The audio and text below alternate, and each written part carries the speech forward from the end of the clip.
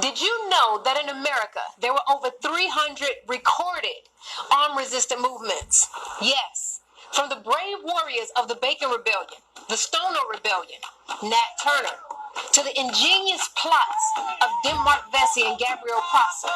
We're going to look at one of the largest movements, the Louisiana Uprising of 1811, and how they came very, very close in creating a Black republic, a land of freedom, true democracy, and protection from European oppression.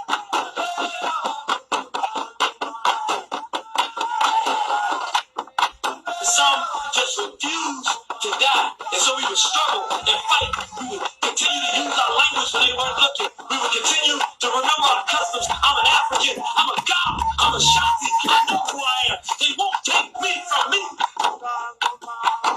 Some of our people say we would take my identity back. We just say, I'd rather die and have no respect and be a slave and a servant to you.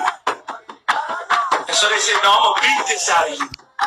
Because we were rebellious, we didn't want it. They said, what's your name? And that black man would say, my name is Shakti. He said, you are a nigga. He said, I'm God.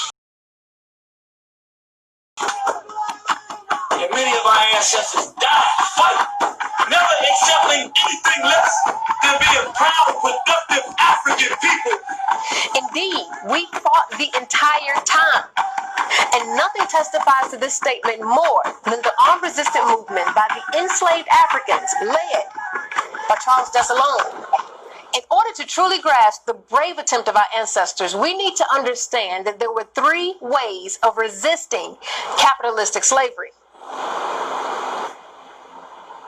Running away to territories like Canada, becoming a maroon, living in the swamps and surviving off of the wildlife, and carrying out raids on the plantations to free up others. Number three, overthrow the state, overthrowing the dictatorship of the slave-holding class. All forms of resisting European imperialists in this capitalistic slave society was extremely dangerous, but the most daring and noblest,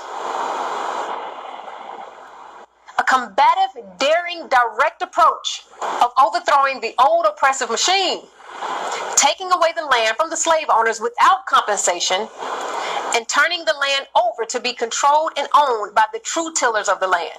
This is what revolution is: the removing of one class of power and replacing it with the new class or new coalition. And that's just what our brave ancestors of Louisiana attempted in 1811. To accomplish this, Dessalines' strategy was a two-pronged military attack on the city of New Orleans. One prong of the attack was for the enslaved Africans joined with the maroon communities to move from plantation to plantation along the Mississippi River. They would first fight off the loyal slaves, then slay the slaveholders, and assemble an army as they moved down the river road. They would capture the city of New Orleans and make it the capital of the new republic. The other pronged attack was to involve the enslaved Africans inside of New Orleans, who would at the same time seize the arsenal at Fort St. Charles and distribute the weapons to the arriving slave army. Under Dessalines' directions, New Orleans would serve as the base of a liberated zone where slaves from all over the South could come to gain their freedom. Dessalines and his comrades began the uprising with two slogans: on to New Orleans and freedom or death. There were no promises. There were no guarantees that it would work. But under this tyranny, it was better to fight than to die under their oppressive rule. Late that evening on the German coast, about 26 miles outside of New Orleans, the uprising began. Here at this spot, this is the former Colonel Manuel Andrews plantation, today it's called the City of the Fly. On this land, which is about 4,000 acres, the rebels had as their objective to capture New Orleans to build an independent Black republic. It was a powerful revolt involving over 500 Africans from 50 different African nations.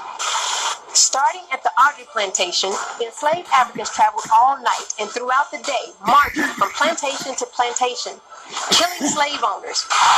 Here is the grave of Francois Trepanier, who was one of the most brutal and oppressive slave owners.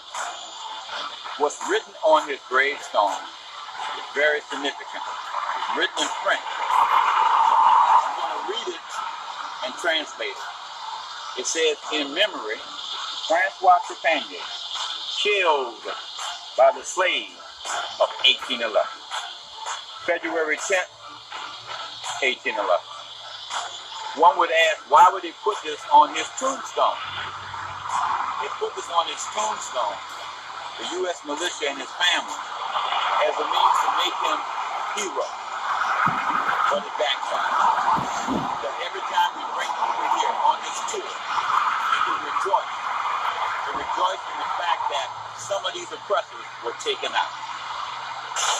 The next day, under the leadership of Manuel Audrey, a territorial militia of roughly 80 men went to attack and take down the African army.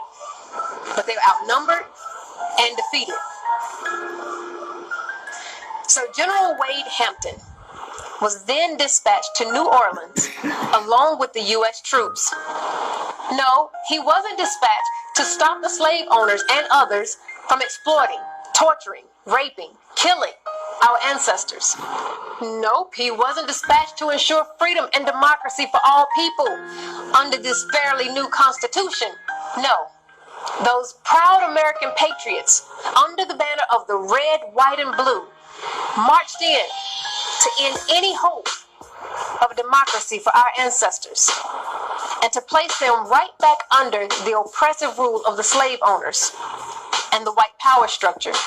Governor Wade Hampton's army, together with Major Milton at Destrehan Plantation, being well armed, was able to stop the uprising. Some of the leaders were captured, placed on trial, and executed. Their heads were cut off and placed on poles for more than 60 miles along the river in order to frighten and intimidate the other enslaved Africans. So the question is this uprising just like so many others in America? Was it successful? Absolutely.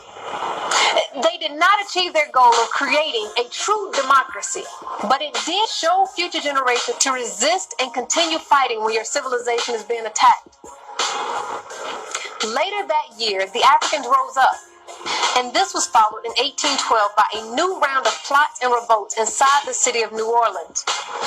Over the next several decades, the resistance escalated until finally the children and the grandchildren of the 1811 revolutionary Africans would triumph and defeat the dictatorship of the slave-holding class in the Civil War.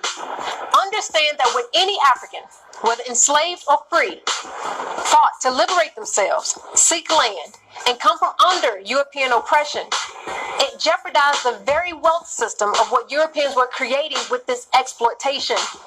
And this meant death. So yes, any revolutionary African that put forth an effort to create change by simply having the audacity to fight is considered a success in my book. And all of our ancestors that died trying to create a better situation for themselves and future generations, which includes you and I, deserves our honor and our respect.